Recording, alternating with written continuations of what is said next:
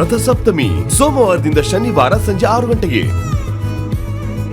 ಇದುವರೆಗೂ ಕಾಂಟ್ಯಾಕ್ಟ್ಗೆ ಬಂದಿಲ್ದೇ ಇರೋನೊಬ್ಬ ಇದ್ದಕ್ಕಿದ್ದ ಹಾಗೆ ಬರ್ತಾನೆ, ಲೈಕ್ ಮಾಡ್ತಾನೆ, ವಿಷಯ ಕೇಳ್ಬಿಟ್ಟು ನನಗೆ ಗೊತ್ತಿಲ್ಲ ಅಂತಾನೆ. ಮಂತ್ರ ಇದನ್ನೆಲ್ಲ ಹೇಗ್ ನಂಬಕ್ಕಾಗತ್ತೆ? ಹಾಗಲ್ಲ, ಅದವತ್ತು ಸುಶಾಂತ್ ಜೊತೆ ಗಲಾಟೆ ಆಗ್ಬೇಕಾದ್ರೆ ಅವ್ನು ನನ್ನ ಕಾಂಟ್ಯಾಕ್ಟ್ಗೆ ಸಿಕ್ಕಿರ್ಲಿಲ್ಲ. ಚೆನ್ನಾಗಿ ಯೋಚನೆ ಮಾಡಿ ಹೇಳಿ. ಅವ್ರು ಕಳ್ಸಿದ ಹುಡುಗನ ನಾವು ಕಂಡು ಹಿಡಿದ್ವಿ, ಚೆನ್ನಾಗಿ ಒದ್ವಾ, ಪೊಲೀಸಿಗೆ ಕಂಪ್ಲೇಂಟ್ ಕೊಡ್ತೀವಿ ಅಂತ ಹೆದರ್ಸಿದ್ವಾ? ನೀವು ಹೇಳ್ತಾ ಇರೋದು ಕೊರಿಯರ್ ಬಾಯ್ ಬಗ್ಗೆ ತಾನೆ?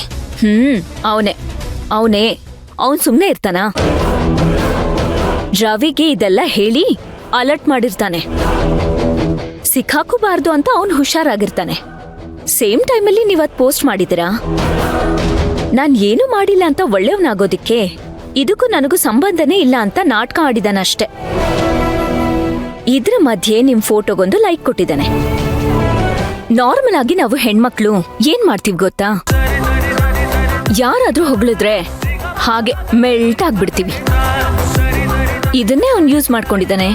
ಹಾಗಂತೀರಾ? ಎಕ್ಸಾಕ್ಟ್ಲಿ. ಇಷ್ಟನ್ನು ಮಾಡಿ ನಾನೇ ಇದನ್ನು ಮಾಡಿರೋದು ಅಂತ ಪ್ರೂವ್ ಮಾಡ್ಕೊಂಡಿದ್ದಾನ ಅವನು. ಹೌದಾ? ಪ್ರೂವ್ ಮಾಡ್ಬಿಟ್ಟ ಅಂತೀರಾ? ಇನ್ನೇನ್ ಮತ್ತೆ ಮಂತ್ರ ಅವ್ರೆ, ಅವನ್ ಪ್ರೂವ್ ಮಾಡಿರೋದಕ್ಕೆ ಸಾಕ್ಷಿ ಏನ್ ಗೊತ್ತಾ? ನೀವೀಗ ನನ್ನ ಮುಂದೆ ಕೂತ್ಕೊಂಡು ಎಲ್ಲ ಹೇಳ್ತಿದ್ದೀರಲ್ಲ ಅದೇ. ಅಲ್ಲ, ಅವನ್ ಅಷ್ಟು ದೊಡ್ಡ ಫ್ರಾಡು. ಅವನ್ ಹೇಳಿದ್ದಲ್ಲ ನಂಬ್ಕೊಂಡ್ ಬಂದು ನೀವ್ ನನ್ನ ಹತ್ರ ಹೇಳ್ತಿದ್ದೀರಲ್ಲ, ನೀವೇ ಇದನ್ ಸ್ವಲ್ಪ ಯೋಚನೆ ಮಾಡ್ಬೇಕಲ್ವಾ ಮಂತ್ರ ಅವ್ರೆ? ಅವನು ಹಾಗೆ ಹೇಳಿದ ತಕ್ಷಣ ಹೇಗ್ ರಿಯಾಕ್ಟ್ ಮಾಡ್ಬೇಕು ಅಂತ ಗೊತ್ತಾಗ್ಲಿಲ್ಲ, ಅದಕ್ಕೆ ನಿಮ್ ಹತ್ರ ಬಂದೆ. ಚೆನ್ನಾಗಿ ಅರ್ಥ ಮಾಡ್ಕೊಳ್ಳಿ ಮಂತ್ರ. ರವಿ ಗೇಮ್ ಪ್ಲಾನ್ ಏನು ಅಂದ್ರೆ ನಿಮ್ ಮನಸ್ಥಿತಿ ಹೇಗಿದೆ ಅಂತ ತಿಳ್ಕೊಳ್ಳೋದಕ್ಕೋಸ್ಕರ ಅವನ್ ಇದೆಲ್ಲ ಮಾಡಿದಾನೆ. ನನ್ನ ಪ್ರಕಾರ ಅವನೇ 100% ಮಾಡಿರೋದು. ಅವನು ಪದೇ ಪದೇ ಅಟೆನ್ಷನ್ ತಗೊಳ್ಳೋದಕ್ಕೆ ಇದೆಲ್ಲ ಮಾಡ್ತಿದ್ದಾನೆ. ನಿಮಗೂ ಅವನ ಮೇಲೆ ಡೌಟ್ ಇದೆಯೋ ಇಲ್ವೋ ನನಗೆ ಗೊತ್ತಿಲ್ಲ. ನೀವ್ ಇದನ್ನೆಲ್ಲ ಹೇಳಿದ್ಮೇಲೆ 100% ಇದನ್ ಮಾಡಿರೋದು ರವಿನೇ ಅಂತ ಕನ್ಫರ್ಮ್ ಆಗಿದೆ. ನೀವ್ ಹೇಳಿದ್ಮೇಲೆ ನನಗೂ ಹಾಗೆ ಅನ್ನಿಸ್ತಿದೆ. ಮೊದಲು ಅವನ್ನ ಬ್ಲಾಕ್ ಮಾಡ್ತೀನಿ. ಸರಿ, ಎಲ್ರೂ ಹೊರಡ್ತಿದ್ದಾರೆ. ನೀವು ಪರ್ಮಿಷನ್ ಕೊಟ್ರೆ ನಾನು ಹೊರಡ್ತೀನಿ. ಇವತ್ತಿನ ಕೆಲಸ ಎಲ್ಲ ಮುಗಿಸಿದ್ದೀನಿ. ಹೇ ಪ್ಲೀಸ್ ಹೋಗ್ ಬನ್ನಿ, ಬಟ್ ದಯವಿಟ್ಟು ಮೊದಲು ತಲೆಯಿಂದ ಇದನ್ನೆಲ್ಲ ತೆಗೀರಿ. ಬಾಯ್. ಬಾಯ್.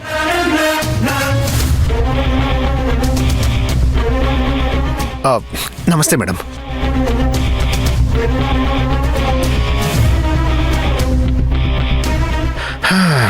ಏನ್ ಶಾಂತಿ ಅದು? ಮೇಡಮ್ ಅವರು ಏನೋ ದೊಡ್ಡ ವಿಷಯನ ಕಂಡುಹಿಡ್ತಾರಲ್ಲ, ಸೈಂಟಿಸ್ಟು, ಆ ಥರ ಎಕ್ಸ್ಪ್ರೆಷನ್ ಇಟ್ಕೊಂಡು ಹೋಗ್ತಾ ಇದ್ರು ಆಚೆ. ಸರಿ ಕೂತ್ಕೊ, ಮಾತಾಡೋಣ.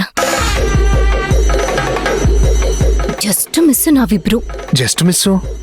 ಹೌದು, ನಾವಿಬ್ರು ಸರಿಯಾಗಿ ಸಿಕ್ಕಾಕೋತಿದ್ವಿ. ಏನ್ ಹೇಳ್ತಿದ್ಯಾ ಶಾಂತಿ ನೀನು? ಅವಳು ಅಷ್ಟು ಸುಲಭವಾಗಿ ನಮ್ಮನ್ನ ಹಿಡಿಯೋದಕ್ಕೆ ಆಗಲ್ಲ ಬಿಡು. ನಾನು ಹೇಳೋದನ್ನ ಸ್ವಲ್ಪ ಕೇಳಿಸ್ಕೊ. ಆದಷ್ಟು ಬೇಗ ಮದ್ವೆ ನಿಲ್ಸೋ ವಿಚಾರನ ನಾವೇ ಬಗೆಹರಿಸ್ಕೋಬೇಕು. ಆಮೇಲೆ ಅವಳು ಏನಾದ್ರೂ ಕಿಲಾಡಿತನನ ಶುರು ಮಾಡ್ಕೊಂಡ್ಬಿಡ್ತಾಳೆ. ಅಯ್ಯೋ ಶಾಂತಿ, ಅದಕ್ಕೇನ್ ಬೇಕೋ ನಾನು ಎಲ್ಲಾ ವ್ಯವಸ್ಥೆನೂ ಮಾಡಿದ್ದೀನಿ. ದಯವಿಟ್ಟು ಹಾಗೆ ಅನ್ಕೊಳ್ಳೋದು ಬೇಡಪ್ಪ. ಅವಳಿವಾಗ ನನ್ನ ಹತ್ರ ಏನ್ ಬಂದ್ ಹೇಳಿದ್ಲು ಗೊತ್ತಾ? ನಮ್ಮ ಮದ್ವೆ ನಿಲ್ಸಿ ಇಷ್ಟೆಲ್ಲ ಕಾಟ ಕೊಟ್ಟಿದ್ದು ರವಿ ಅಂತ ನಾವೆಲ್ಲರೂ ನಂಬಿದ್ವಿ. ಆದ್ರೆ ನಾವೆಲ್ಲರೂ ಅನ್ಕೊಂಡಿರೋ ಹಾಗೆ ರವಿ ಮಾಡಿಲ್ಲ ಅನ್ನೋದು ಗ್ಯಾರಂಟಿ ಆಗೋಯ್ತು. ಗ್ಯಾರಂಟಿ ಆಗೋಯ್ತು ಅಂತ ನೀವ್ ಹೇಳ್ತಿದ್ದೀರಾ? ರವಿ ಹೇಳಿದ್ರ? ಅವನೇ ಹೇಳಿದ್ದು. ಒಂದು ವೇಳೆ ಅವನೇ ಮಾಡಿದಿದ್ರೆ ಏನ್ ಮಂತ್ರ, ಎಲ್ರ ಮುಂದೆ ನಿನ್ ಮದ್ವೆ ನಿಂತೋಯ್ತು, ನಿನ್ಗೆ ಅವಮಾನ ಆಯ್ತಾ ಅಂತ ಕೇಳಿರ್ತಿದ್ದ. ಹೌದಾ? ಹೌದು, ಅದಕ್ಕೆ ಹೇಳ್ತಿರೋದು. ಅವಳು ನನ್ನ ಹತ್ರ ತುಂಬಾ ಕ್ಲೋಸ್ ಆಗಿರೋದ್ರಿಂದನೇ ವಿಷಯನ ಬಾಯ್ಬಿಟ್ಲು. ನಾನಿದೇ ವಿಷಯನ ಹಿಡ್ಕೊಂಡು ಇದೇ ಕ್ಲೋಸ್ನೆಸ್ ಅಲ್ಲಿ ಮೂವ್ ಮಾಡ್ತಾ ಅವಳ ಹತ್ರ ಎಲ್ಲ ವಿಷಯನೂ ಬಾಯ್ಬಿಡ್ತೀನಿ. ಆದ್ರೆ ನಾವಿಬ್ರು ಯಾವ ತಪ್ಪಲ್ಲೂ ಸಿಕ್ಕಾಕೋಬಾರ್ದು ಅಷ್ಟೇ. ಸರಿ ಸರಿ ಸರಿ ಸರಿ, ಆಯ್ತು. ಆದ್ರೂ ನೀನು ಒಂದೇ ಸರಿ ಇಷ್ಟೆಲ್ಲ ಯೋಚನೆ ಮಾಡ್ತೀಯಲ್ಲ ಶಾಂತಿ? ಅಲ್ಲ, ಒಂದು ಹೇಳ್ತೀನಿ, ತಪ್ಪು ತಿಳ್ಕೊಳ್ಳಲ್ಲ ತಾನೆ? ಏನಪ್ಪ ಅದು? ಒಂದೇ ಒಂದು ದೇಹದಲ್ಲಿ 2 ತರ ಯೋಚನೆ ಮಾಡೋ ಶಕ್ತಿ ಇದೆಯಲ್ಲ ನಿನಗೆ. ಅಂದ್ರೆ ಒಂದು ಶಾಂತಿ ತರ, ಇನ್ನೊಂದು ಅರ್ಚನಾ ತರ. ಹೌದಪ್ಪ, ನನಗೆ 2 ಬಿಡೋ ಶಕ್ತಿನೂ ಇದೆ. ಸುಮ್ಮನೆ ತಮಾಷೆಗೆ.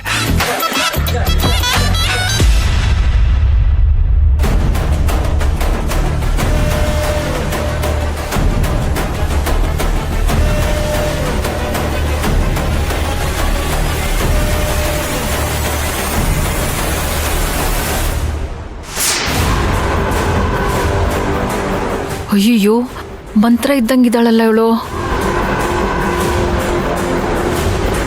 ಹೌದು, ಮಂತ್ರನೇ. ನೋಡ್ಬಿಟ್ಲಲ್ಲಪ್ಪ ಇವಳು. ನನ್ನ ಏನ್ ಮಾಡೋದು? ಯಶೋದಮ್ಮ, ಆಟೋ, ಯಶೋದಮ್ಮ.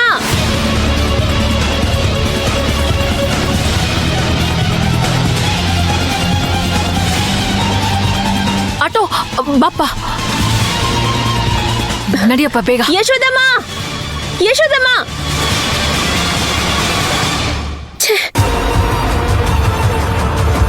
ಸಿಕ್ಕಿದ್ದಿದ್ರೆ ಎಲ್ಲ ಬಾಯಿ ಬಿಡಿಸ್ತಾ ಇದೆ. ನನ್ನ ನೋಡಿದ್ರು ನೋಡ್ತಾ ಇರೋ ಥರ ಯಾಕೆ ಹೋದ್ರು? ಅಂದರೆ ಏನೋ ಇದೆ, ಯಾರೋ ಏನೋ ಹೇಳ್ಕೊಡ್ತಾ ಇದ್ದಾರೆ.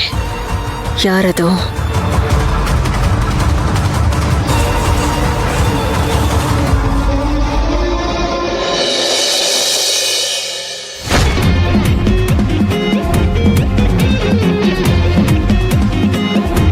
ಶಾಂತಿ, ಇವಾಗ ಮಂತ್ರ ವಿಷಯ ಏನಕ್ಕೆ? ಆ ಮಂತ್ರ ವಿಷಯ ಮಾತಾಡಿ ಮಾತಾಡಿ ಮಾತಾಡಿ ನನಗೊತ್ತು ತಲೆನೇ ಕೆಟ್ಟೋಗಿದೆ. ಇವಾಗ ಆ ಮಂತ್ರ ವಿಷಯನ ಸೈಡ್ ಟ್ರ್ಯಾಕಿಗೆ ಇಡು. ಮೊದಲು ಅರ್ಚನಾ ಬಗ್ಗೆ ಯೋಚನೆ ಮಾಡು. ಅಮ್ಮ, ಅಚ್ಚು, ಅಣ್ಣ, ನಾವು ದೇವಸ್ಥಾನದಲ್ಲೇ ಕೇಳಬೇಕು ಅನ್ಕೊಂಡ್ವಿ. ನಾನು ನಿಮ್ಮ ಅತ್ತಿಗೆ ಇವತ್ತು ಪೂಜೆ ಮಾಡಿಸೋದಲ್ಲಮ್ಮ. ನಿನ್ ಮನ್ಸಿಗೆ ಏನೇನಿಸ್ತು? ಅಣ್ಣ, ನಿಜ ಹೇಳ್ಬೇಕು ಅಂದ್ರೆ 2 ವಿಷಯ ಅನ್ಸ್ತು. ಮೊದಲನೇದಾಗಿ ನಿನ್ ತಂಗಿಯಾಗಿ ಹುಟ್ಟಿದಕ್ಕೆ ಕೋಟಿ ಕೋಟಿ ಪುಣ್ಯ ಮಾಡಿದೀನಿ ಅನ್ಸ್ತು. ಸಂಕಲ್ಪ ಮಾಡ್ಕೊಳ್ಳುವಾಗ ನಮ್ಮಲ್ಲೊಂದು ಭರವಸೆ ಹುಟ್ಟುತ್ತಲ್ಲ, ಆ ಭರವಸೆಗೆ ಏನಂತ ಹೇಳಿ ಅಣ್ಣ? ಅದೇನ್ ಹೇಳಬೇಕು ಅಂತ ಗೊತ್ತಾಗ್ದೆ ನಾನು ಏನು ಹೇಳಕ್ಕಾಗ್ತಿಲ್ಲ. ಒಟ್ನಲ್ಲಿ ನನಗ್ ಮನ್ಸ್ ತೃಪ್ತಿ ಆಯ್ತಪ್ಪ. ಹೌದು ಕಂದ, ಭರವಸೆ ಅನ್ನೋದು ಮನಸ್ಸಿನ ಒಳಗಡೆ ಚಿಗುರು ಹೊಡಿಬೇಕು. ಆ ಚಿಗುರು ಮನಸ್ಸಲ್ಲಿ ಬರಬೇಕು ಅಂತಂದ್ರೆ ನಮ್ಮ ಯೋಚನೆಗಳು ಯಾವಾಗ್ಲೂ ಪಾಸಿಟಿವ್ ಆಗಿರ್ಬೇಕು. ನನಗೂ ಅಷ್ಟೇ ರೀ, ಏನೋ ಮನಸ್ಸಿಗೆ ಒಂಥರ ತೃಪ್ತಿ. ನಾನೇನೋ ಒಂದ್ ಬೇಡ್ಕೊಂಡೆ. ಅದ್ಕೆ ಬೇಡ. ದೇವ್ರ ಮುಂದೆ ಬೇಡ್ಕೊಂಡಿದ್ದನ್ನ ಕೇಳ್ಕೊಂಡಿದ್ದನ್ನ ನಾವ್ ಯಾರ ಮುಂದೆನೂ ಹೇಳ್ಬಾರ್ದು. ಅದೇನೇ ಇದ್ರೂ ನಮ್ಮ ಮತ್ತೆ ದೇವರ ಮಧ್ಯೆ ಇರೋ ಅಂತ ಒಂದು ಪರ್ಸನಲ್ ವಿಚಾರ ಅಲ್ವಾ? ಅದನ್ ಎಲ್ರ ಮುಂದೆ ಹೇಳ್ಕೋಬಾರ್ದಲ್ವಾ? ಅಮ್ಮೋರೆ, ನಾವು ದೇವ್ರ ಹತ್ರ ಬೇಡ್ಕೊಂಡಿದ್ದು ಹೊರಗಡೆ ಹೇಳ್ಕೋಬಾರ್ದಾ? ಅಲ್ಲ, ಒಂದ್ ವೇಳೆ ಹೇಳ್ಕೊಂಡ್ರೆ ಏನಾಗುತ್ತೆ?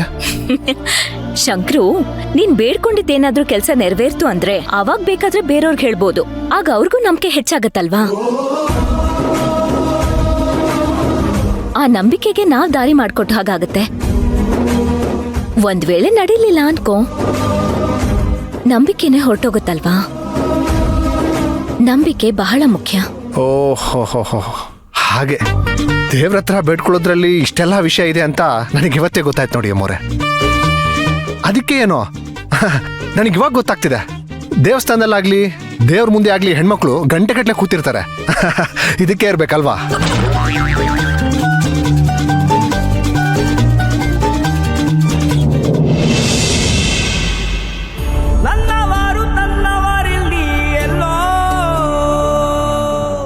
ನನ್ ಟೇಸ್ಟ್ ನಮ್ಮ ಅಣ್ಣಂಗೆ ಗೊತ್ತಿರುತ್ತೆ. ನನಗೂ ನನ್ನ ತಂಗಿಗೂ ಹಚ್ಚಾಕ ನೋಡ್ತಾ ಇದೀಯಾ? ಅಂತ ತಪ್ಪ ಕೆಲಸ ನಾನ್ ಮಾಡಲ್ಲ. ತಂಗಿ ಅಣ್ಣನ್ ಬಿಟ್ಕೊಡಲ್ಲ, ಅಣ್ಣ ತಂಗಿನ್ ಬಿಟ್ಕೊಡಲ್ಲ. ಬನ್ನಿ ಕೇಕ್ ಕಟ್ ಮಾಡ್ಸ. ಅಚ್ಚು, ನೀನೇ ಕಣಪ್ಪ ಈ ಮನೆಗೆ, ನಮ್ಮ ವಂಶಕ್ಕೆ ಬೆಳಗ್ತಾ ಇರೋ ದೀಪ. ನನ್ ಮನ್ಸಿಗೆ ತುಂಬಾ ಕಷ್ಟ ಆಗುತ್ತಣ್ಣ. ನಾನು ಹೋಗಲ್ಲ ಬಿಡು. ಇಲ್ಲಮ್ಮ, ನೀನ್ ಹೋಗ್ಬೇಕಣಮ್ಮ. ನಾನು ಹೋಗಲ್ಲ ಅಣ್ಣ. ನೀನ್ ಹೋಗ್ಬೇಕಮ್ಮ. ನಾನು ಹೋಗಲ್ಲ ಅಣ್ಣ. ನೀನ್ ಹೋಗ್ಬೇಕಮ್ಮ. ನಾನು ಹೋಗಲ್ಲ ಅಣ್ಣ. ನಡಿಬೇಕಾದ್ರೆ ಎಡವತ್ ಸಹಜ ಅಲ್ವಾ? ಸಹಜ, ಆದ್ರೂ ಏನಮ್ಮ ನೀನು ಹುಷಾರಾಗಿ ಹೋಗ್ಬಮ್ಮ. ನೀ ಇಲ್ಲೇ ಈಗ ಆದ್ರೆ ಮುಂದೆ ಆಗಮ್ಮ. ಅಲ್ಲೆಲ್ಲ ಹೋದಾಗ ನಿಲ್ಲಿಸ್ತೀಯಾ?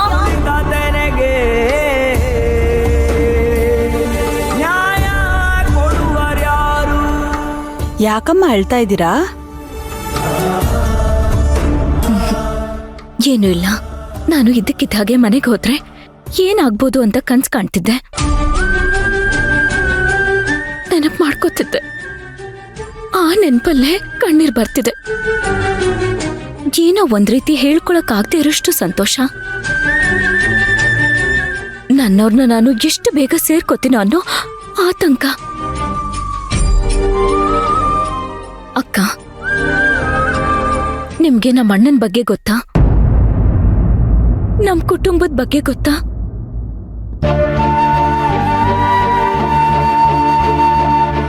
ಒಂದು ಪುಟ್ಟ ಜೇನ್ಗೂಡಿದ್ದ ಹಾಗೆ ನಮ್ ಕುಟುಂಬ. ಈ ಜೇನ್ಗೂಡು ತುಂಬಾ ಸಿಹಿಯಾಗಿರುತ್ತಲ್ಲ, ಆ ಥರ ನಾನು, ಅಣ್ಣ, ಅತ್ತಿಗೆ, ನಗು ನಗು, ಬರೀ ನಗು ನಗು.